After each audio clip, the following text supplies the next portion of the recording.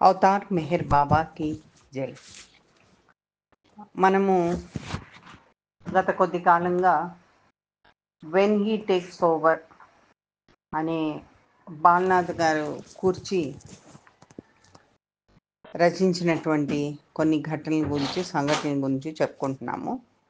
అందులో భాగంగా ఈరోజు Gypsy finds his eternal abode.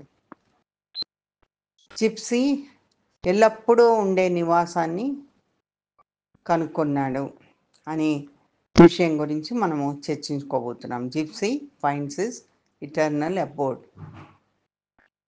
ఇది ఒక చిన్న షార్ట్ స్టోరీ, కానీ ఆధ్యాత్మికంగా మంచి ఇది ఉన్న స్టోరీ. ఇది ఒక యంగ్ బాయ్ జిప్సీ అనే అతనికి సంబంధించినటువంటి నిజమైన సంఘటన. ఈయన ఎంజి శర్మ ఢిల్లీ అతని కొడుకు. ఈ శర్మ గారు ఒక మంచి పొజిషన్లో ఉన్నారు పోలీస్ డిపార్ట్మెంట్లో. జిప్సీ చాలా ఎనర్జీ ఉన్నతను, మంచి యంగ్ అంటే బలిష్ఠుడు. తర్వాత యవ్వనంలో ఉన్నాడు. అందరూ ఫ్యామిలీలో అతన్ని బాగా లైక్ చేసేవాళ్ళు, ఫ్రెండ్స్ కూడా లైక్ చేసేవాళ్ళు. కానీ ఇతనికి ఏమైందంటే 19 సంవత్సరాల వయసులో ఒక ట్యూమర్ వచ్చింది, ఇతనికి గడ్డ వచ్చింది. అది క్యాన్సర్కి సంబంధించింది. ఆగస్టు 1981లో ఏమైందంటే ఈ డిజీజ్ వల్ల అతను బెడ్కే పరిమితం అయిపోయాడు. వీల్ చైర్లో మాత్రమే ఇంట్లో తిరగగలిగేవాడు. అయితే ఇటువంటి భౌతికమైనటువంటి ఆ నొప్పిని అతను చాలా ధైర్యంగా ఎదుర్కొన్నాడు. ఎప్పుడు కూడా నవ్వుతూ ఉండేవాడు. ఎంత మంచి ట్రీట్మెంట్ ఇప్పించినా కూడా ఇతని కండిషను తగ్గుతూ వచ్చింది. ఇతను చాలా డిటీరియరేట్ అవుతూ వచ్చింది ఇతని కండిషన్. ఫిబ్రవరి 16, 1983లో 12 రోజుల ముందు, ఇతను ఇంకా చనిపోతాడు అనగా 12 రోజుల ముందు వాళ్ళ అమ్మ తన్ని పిలిచి జిప్సీ అని పిలిచిందంట. కళ్ళు సగం తెరిచి ఇతను సాఫ్ట్గా అన్నంట, మమ్మీ నువ్వు నన్ను ఎందుకు పిలిచావు? చూడు, Baba Meher is here in this room. Baba Meher ఈ రూమ్లో ఉన్నారు. నువ్వు నన్ను ఎందుకు పిలిచావు? నేను ఆయనతో మాట్లాడుతున్నాను, డిస్టర్బ్ చేయకున్నాను అన్నాడు. ఆ మాటలని మళ్ళీ కళ్ళు మూసుకున్నాడు. మళ్ళీ సంభాషణని ఆపేశాడు. ఇంట్లో అందరూ కూడా చాలా ఆశ్చర్యానికి గురయ్యారు. అసలు ఏం చెప్తున్నాడు ఇతను? హూ వాజ్ దిస్ బాబా మెహర్? ఎవరు ఆయన పేరు ఇంతకుముందు ఎప్పుడు విని ఉండలేదు. జిప్సీ కండిషన్ ఇంకా బ్యాడ్గా అవుతూ వచ్చింది. ఏమి తినడం మానేశాడు. ఆ రోజుల్లో అతను ఏమీ తినడం లేదు. ఫిబ్రవరి 28వ తారీఖు మధ్యాహ్నం పూట కళ్ళల్లో నీళ్లతో వాళ్ళ చెల్లెలు చెప్పింది లేవమన్నది. ఏమైనా కొంచెం తిని నువ్వు మాట్లాడు అన్నది వాళ్ళ చెల్లెలు. చివరికి ఇతను జిప్సీ అతి కష్టం మీద కళ్ళు తెరిచాడు. ఏంటో అతను ఏం మాట్లాడుతున్నాడో దానికి అర్థం లేకుండా ఉంది. తనలో తను ఏదో మాట్లాడుకుంటున్నాడు. బాబా పేరు మళ్ళీ మళ్ళీ చెప్తూ ఉన్నాడు. ఆ సిస్టర్ అడిగిందంట, ఏం మాట్లాడుతున్నావు నువ్వు జిప్సీ? ఎవరా బాబా మెహర్ అంటే క్లియర్గా అతను చెప్పింది ఏంటంటే, నీకు కనబడట్లేదా? బాబా మెహర్ ఇక్కడ నుంచుని ఉన్నారు, వైట్ డ్రెస్ వేసుకొని, రోబ్ అంటే పొడవాటి గౌన్ లాంటిది వేసుకొని ఉన్నాడు, నీకు కనబడట్లేదా అని అడుగుతాను. వాళ్ళ అమ్మ అనుకుందంట ఏదో చెప్తున్నాడులే జిప్సీ అని. కానీ అతను మళ్ళీ కన్ఫర్మ్ చేస్తూ వాళ్ళ అమ్మకి చెప్పాడంట, అమ్మ నేను బాబా మెహర్ తోటి ఉన్నాను.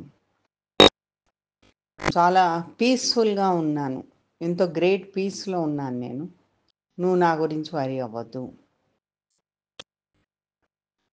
ఇక దగ్గరికి వచ్చింది ఈయనకని తెలుసుకొని తల్లి చాలా ప్రేమతో అన్నదంట, జిప్సీ మై సన్, ఇప్పుడు నువ్వు దేవుడి పేరు తీసుకోవచ్చు, రామ రామ అని రిపీట్ చేయి అని. దానికి ఆయన రిప్లై చేస్తాడంట, జిప్సీ, నేను ఎందుకు రాముడి పేరు చదవాలి చెప్పాలి? చూడు, బాబా మెహరే నన్ను స్వయంగా తీసుకెళ్ళడానికి వచ్చాను, నేను ఆయనతోటి వెళ్తున్నాను అని జిప్సీ చేతులు రెండు ఎత్తి చిటికలు వేసి కళ్ళు ఎప్పటికీ మూసేశాడు. వాళ్ళ అమ్మ చాలా బాధలో ఉంది, కొడుకు చనిపోయిన దుఃఖంలో ఉంది. నాన్న పోలీస్ డిపార్ట్మెంట్లో వర్క్ చేస్తుంటారు కదా, ఇక ఆయన ఎంక్వైరీ మొదలుపెట్టాడు కొలీగ్స్ దగ్గర నుంచి. అసలు బాబా మెహర్ అంటే ఎవరు అని, డిఫరెంట్ పార్ట్స్లో ఇండియాలో ఎక్కడ ఉంటాడు అతను అనేది కనుక్కోవడం మొదలుపెట్టాడు. అసలు ఇటువంటి పలానా మనిషి బాబా మెహర్ అనే మనిషి ఉన్నాడా అనే విషయం కూడా అతను ఎంక్వైరీ చేస్తున్నాడు. జిప్సీ తలసిన దాన్నంతా గుర్తు చేసుకుంటూ ఎంతో కష్టపడి ఎన్నో విధాలుగా బాబా మెహర్ గురించి కనుక్కోవడం మొదలుపెట్టాడు ఇతను. కానీ అవన్నీ ఏమీ ఫలితము దానివల్ల ఏం కనబడలేదు. 1984 మధ్యకాలంలో, ఆ సంవత్సరం మధ్యకాలంలో ఇతను జాబ్ నుంచి రిటైర్డ్ అయ్యాడు. వేరే అబ్బాయి చండీగఢ్లో ఉంటాడు, పంజాబ్లో. అబ్బాయి దగ్గరికి వెళ్ళినప్పుడు ఇతను ఒక సాధువు ఆరెంజ్ బట్టలు వేసుకొని కొన్ని ఆధ్యాత్మికత్వానికి సంబంధించినటువంటి పుస్తకాలని అమ్మడం చూశాడు రోడ్డు మీద. ఆ ఫుట్పాత్ మీద ఇవన్నీ కూడా పుస్తకాలు పరుచుకొని ఉన్నాడు. అయితే ఇతను కుతూహలంతో ఒక పుస్తకం అలా తీశాడు, అందులోంచి ఆ పేజీలన్నీ తిరిగేస్తూ ఉంటే అతనికి చాలా ఆశ్చర్యం కలిగిన విషయం ఏంటంటే, కింద విషయాలు అతను చదివినప్పుడు చాలా ఆశ్చర్యం కలిగింది. అవేంటి? కబీర్ చెప్పిన దాని ప్రకారము జీవిత పరమార్థం ఏంటంటే, according to Meera the concept of life is అని చెప్తూ, మీరా చెప్పిన విషయం ప్రకారము ఈ మన జీవిత పరమార్థం ఏంటి అని చెప్తూ, according to Meher Baba the concept of life is, అలానే అక్కడి వరకే ఉంది అందులో. అయితే జీవిత పరమార్థము మెహర్ బాబా ప్రకారం ఏంటి? ఈ రోజు వరకు కూడా శర్మ అందులో ఏం చదివాడో గుర్తులేదు. జీవితం గురించి ఈ ఇద్దరు చెప్పిన విషయాలు ఏమిటో గుర్తురాలేదు.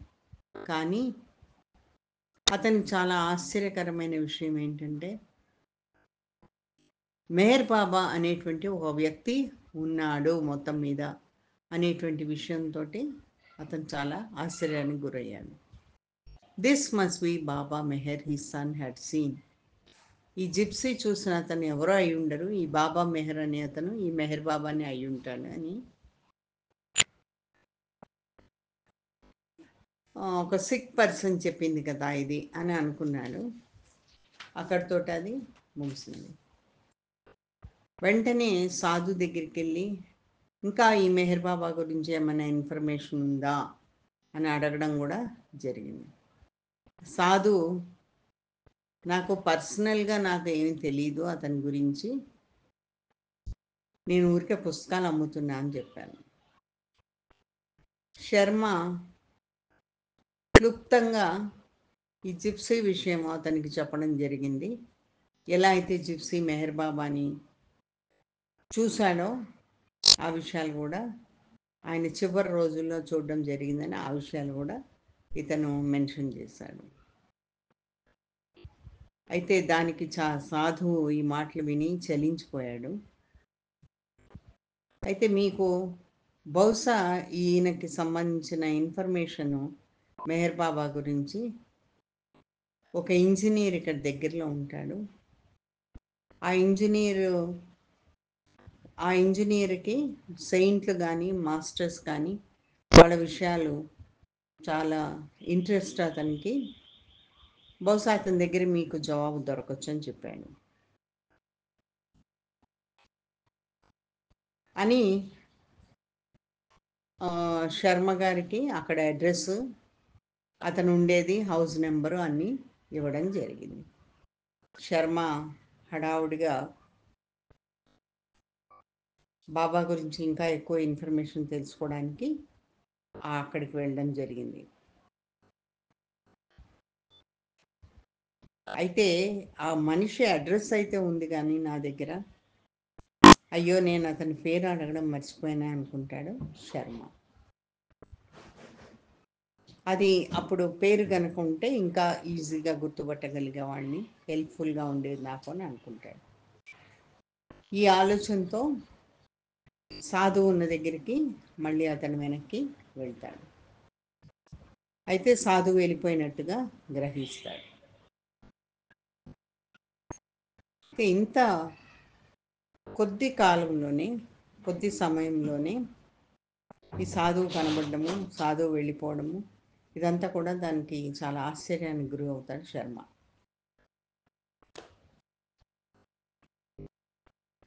అలానే ఈ పుస్తకాలన్నీ కలెక్ట్ చేసుకొని మళ్ళీ ప్యాక్ చేసుకొని వెళ్ళిపోవడం జరిగిందని తెలిసి చాలా ఆశ్చర్యానికి గురవుతాడు శర్మ. అయితే మళ్ళీ మెహర్ బాబా గురించి కనుక్కోవడం అనేది జరిగింది. అట్లీస్ట్ పోనీ అదైనా జరిగిందని సంతోషిస్తాడు. ఢిల్లీ వచ్చేస్తాడు. తర్వాత అక్కడ అతనికి the God man by C D Purdom అనే పుస్తకం దొరుకుతుంది తనకి, బై ఛాన్స్ దొరుకుతుంది అది.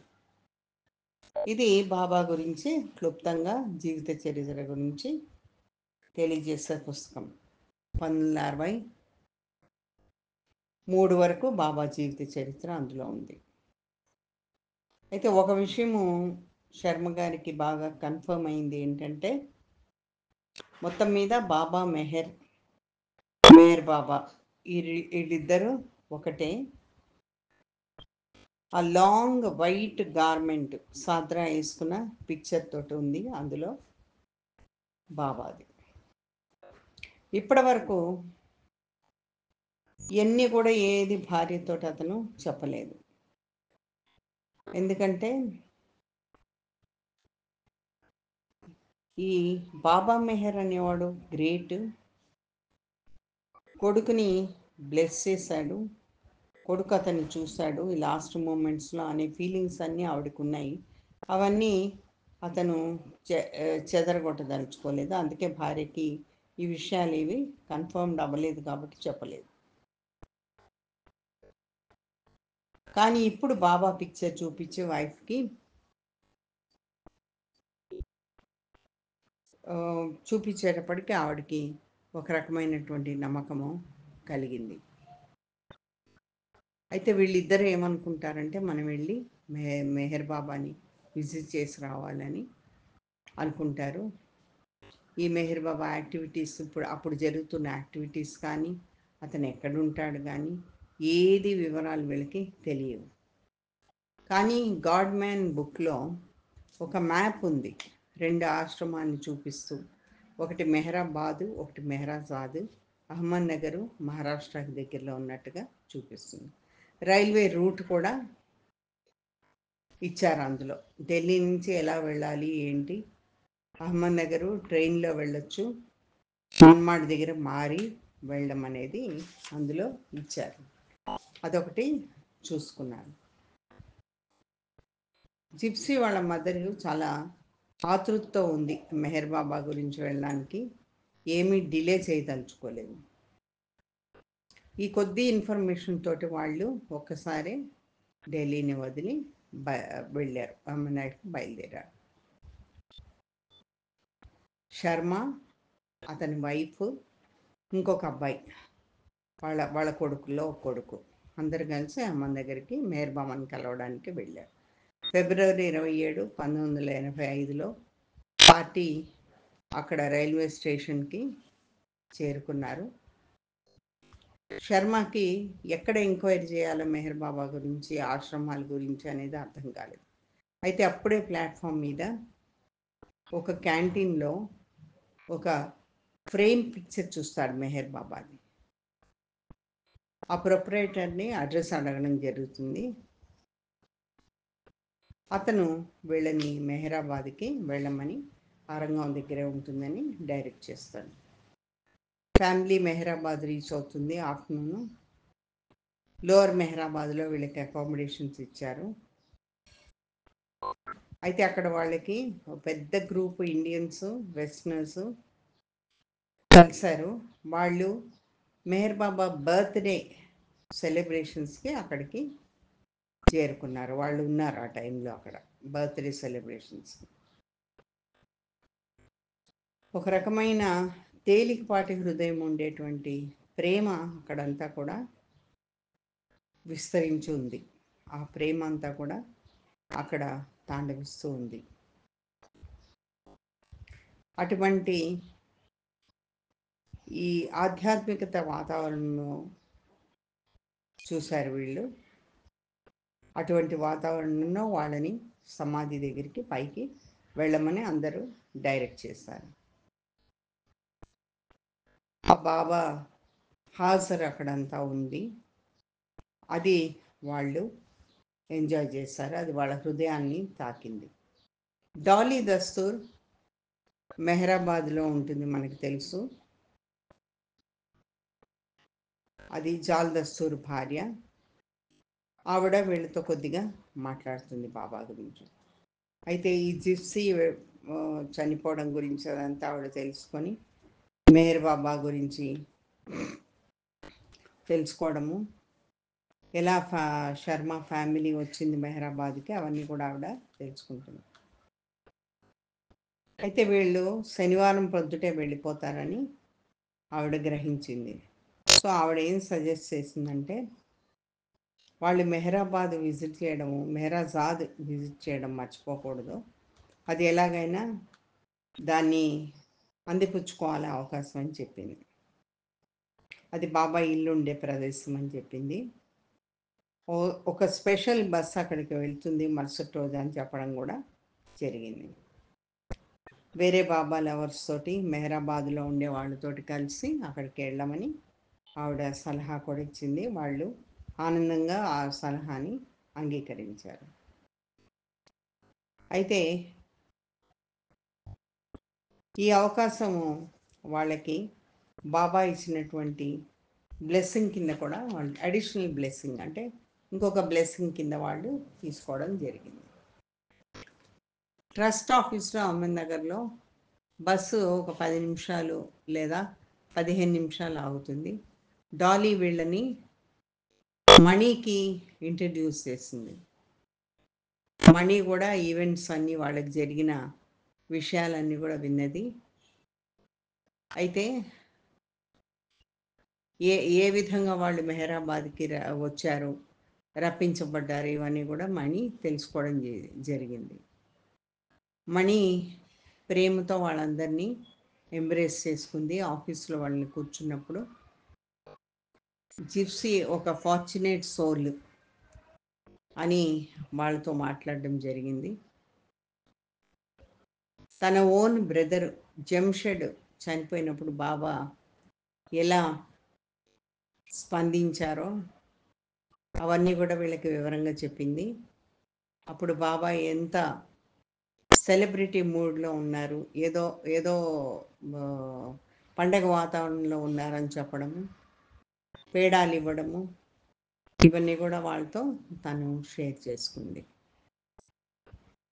తర్వాత మెహర్ బాబా వాళ్ళ అమ్మ హైదరాబాద్ విజిట్ చేసినప్పుడు ఆమెకి అస్సలు ఏమాత్రం ఇష్టం లేదు బాబా ఇలా బిహేవ్ చేయడము, ఏంటి అసలు జంషెడ్ చనిపోతే ఇలా అని.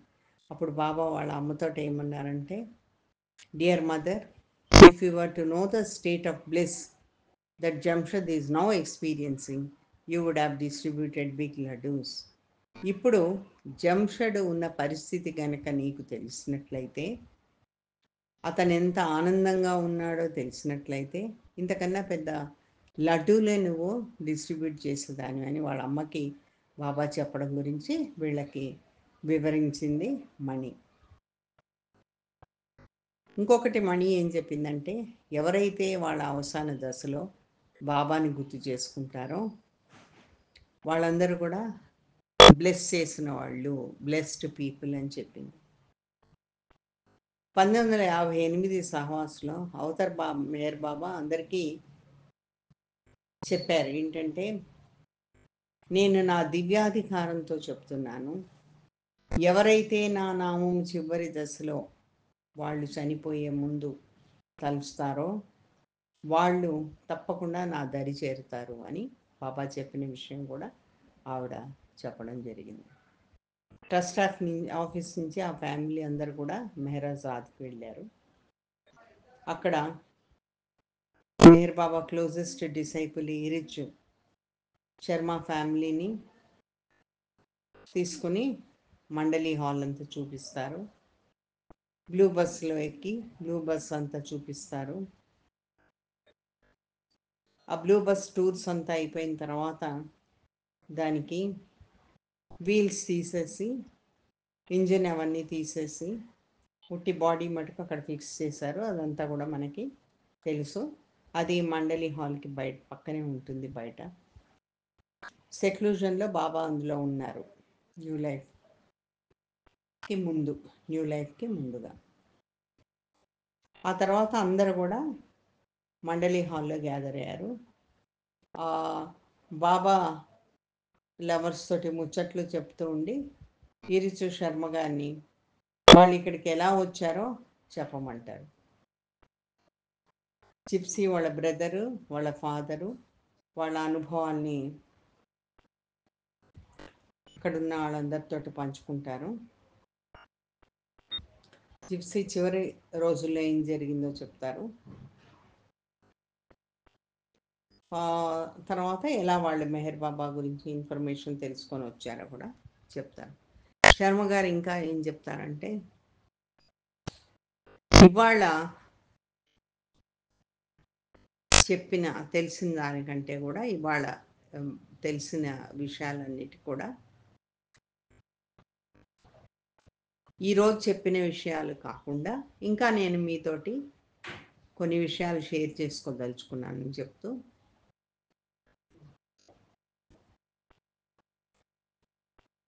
నా భార్యతో కూడా నేను ఈ విషయాలు చెప్పలేదు ఇంతవరకు.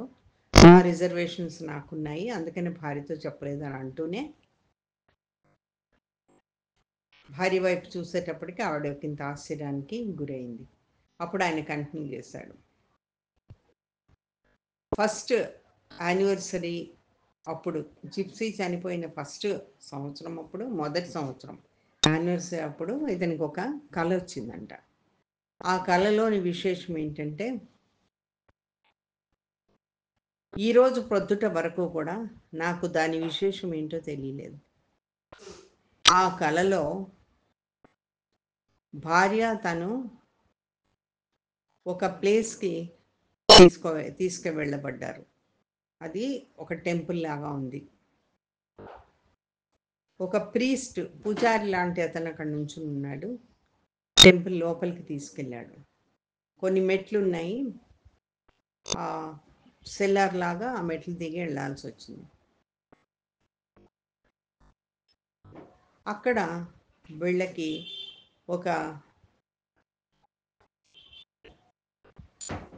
ఒక బస్ట్ అంటే చెస్ట్ వరకు ఉన్నటువంటి ఒక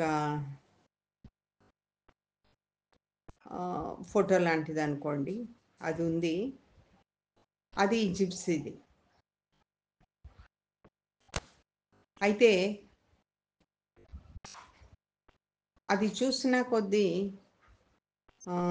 ఆ మొహంలో మీసాలు ఉండడము, తర్వాత అది జిప్సీ కాదనేది ఇతను గ్రహించాడు. అయితే ఇప్పుడే అది ఎవరిది అనేది నేను గ్రహించాను. నా కల్లో కనబడింది. అది అక్కడ పెట్టి ఉన్నటువంటి ఆ బ్లూ బస్‌లో ఇప్పుడే చూశాను నేను. అలాంటి స్టాచ్యూ అనమాట ఈయన మాట్లాడేది. అలాంటిది పెట్టి ఉంది.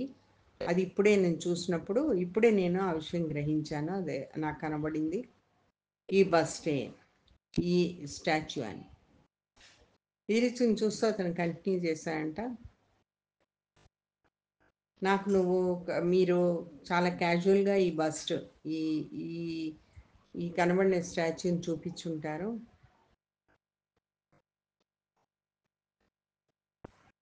అయితే ఇప్పుడు నాకు బాగా గట్టి నమ్మకం వచ్చింది ఏంటంటే, జిప్సీ చాలా క్లోజ్ కనెక్షన్ ఉంది మెహర్ బాబాతోటి జిప్సీకి అనేది నేను గ్రహించాను. తర్వాత వాట్ ఏ కోయిన్సిడెన్స్ అంటే అనుకోని విధంగా జరిగింది. ఈరోజు జిప్సీది సెకండ్ యానివర్సరీ కూడా అనుకోని విధంగా మేము ఇక్కడ రావడం జరిగింది. ఇదంతా చూడడం జరిగింది. బాబా స్టోరీస్ మండలి హాల్లో ఏదైతే షేర్ అవుతాయో అవన్నీ కూడా చాలా హ్యూమరస్ టచెస్. అంటే ఒక రకమైన ఆనందంతో పంచుకునేటువంటి, ప్రేమతో పంచుకునేటువంటి ఈ కథలన్నీ కూడా దాని వెనక బాబా గైడెన్స్, ప్రెజెన్స్ 2 ఉంటాయి. ఒక రకంగా చూస్తే వాటికి అవే సాటి. ఆ కథలు లాంటివి వాటికి అవే సాటి. ఏదేమైతేనేమి జిప్సీది స్టోరీ ఇంకోసారి మనకు అర్థమయ్యేది ఏంటంటే దానివల్ల బాబా వర్కింగ్ ఎలా ఉంటుంది, తను అనుకున్న డియర్ వన్స్ని ఎలా తన వైపుకు తిప్పుకుంటారు అనే విషయమై మనకి జిప్సీ కథ ద్వారా మరొకసారి రుజువైందని చెప్తున్నారు. ఈవినింగ్ బస్సు శర్మ వాళ్ళని మెహరాబాద్కి క్యారీ చేసింది. మళ్ళీ మెహరాబాద్కి వెళ్ళిపోయారు అందరు. శర్మ వైఫ్ తోటి తర్వాత చెప్పాడంట, I hope my dream has certainly convinced you about Gypsy's close relationship with Meher Baba. నాకు వచ్చిన కళ ద్వారా నీకు బాగా నమ్మకం ఏర్పడి ఉంటుంది జిప్సీకి మెహర్ బాబాకి ఎటువంటి అనుబంధం ఉందో. ఇంకా అతని గురించి నువ్వు వరి అవ్వవని నేను అనుకుంటున్నాను. శర్మ గారి భార్య అన్నారట, ఒక రకంగా అది కరెక్టే. కానీ నీ కళలో నువ్వు కొన్ని మెట్లు అలా దిగి ఒక సెల్లార్లోకి వెళ్ళి ఏదో ఆ బస్ని చూసాము. కానీ ఇక్కడ బ్లూ బస్ విషయంలో మనం మెట్లు ఎక్కాము కదా అని శర్మ తర్వాత అనేటప్పటికీ శర్మ ఈ విషయంలో చాలా సైలెంట్ అయిపోయాడు అన్నమాట. నెక్స్ట్ డే ఫ్రైడే వాళ్ళు మన్సారీని కలవడం జరిగింది మెహరాబాద్ హిల్ మీద. వీళ్ళ మాటల్లో మ్యూజియం కానీ మీరు చూసారా అని ఆవిడ అడగడం జరుగుతుంది. ఫ్యామిలీ లేదు అంటే, మన్సారీ వెళ్ళి నానాఖర్ని కలవండి, మీరు ఆయన చూపిస్తారు